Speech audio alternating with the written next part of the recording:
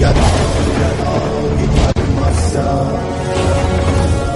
ग्लानिर्भवति भारत अभ्युत्थानमधर्मस्य तदात्मानं सृजाम्यहम्।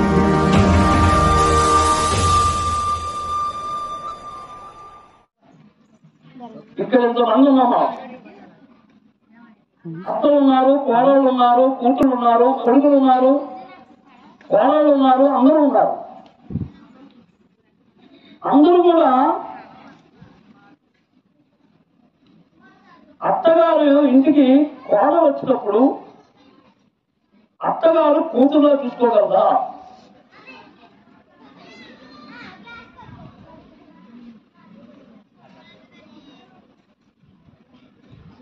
ఎవరు చెప్పండి?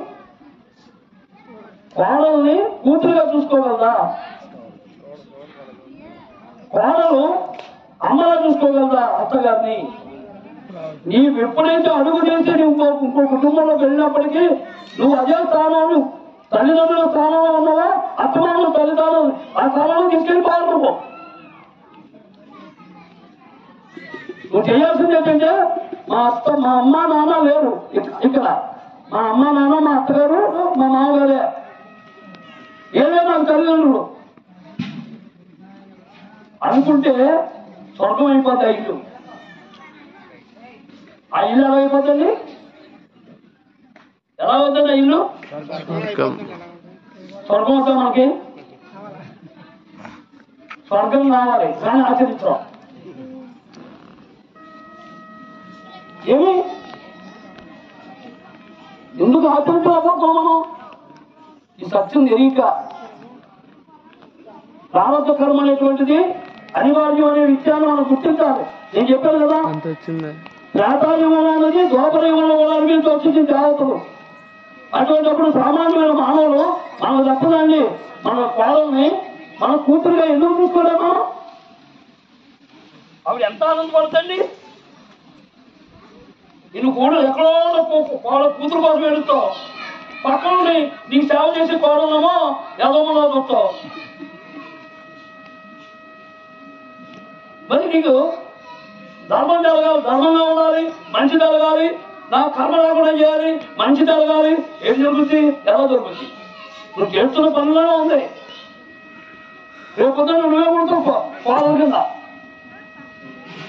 సదా తీర్చేస్తుంది. ఆ అవసరం మనం ఎందుకు ఇవ్వాలి వాళ్ళకి? ఆ కర్మ మనం ఎందుకు అవకాశంలో? కానీ కొంచెం చిన్న లాజిక్ అండి, ఇది చిన్న లాజిక్. ఇది అమ్మకి, కోడలకి, తల్లికి, కూతురికి, అత్తకి, మామకి చిన్న ఈసుగట్టు తేడాండి. ఈ తేడాన్ని కుటుంబాలు సర్వనాశనం చేస్తున్న తీసుకుపోతున్నాం. నిజంగా అదే కానీ మనం ఆచరించగలిగితే,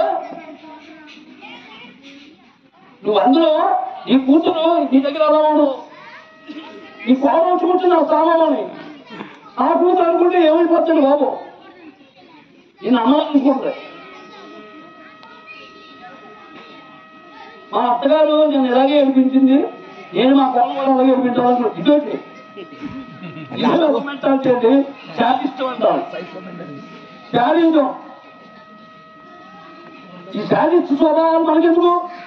హిందూ సనాతన ధర్మంలో మనం జన్మ తీసుకుని మనం ఎందుకు అలా ఆలోచిస్తున్నాం అంటే, ఇతరులకి మనకి తేడా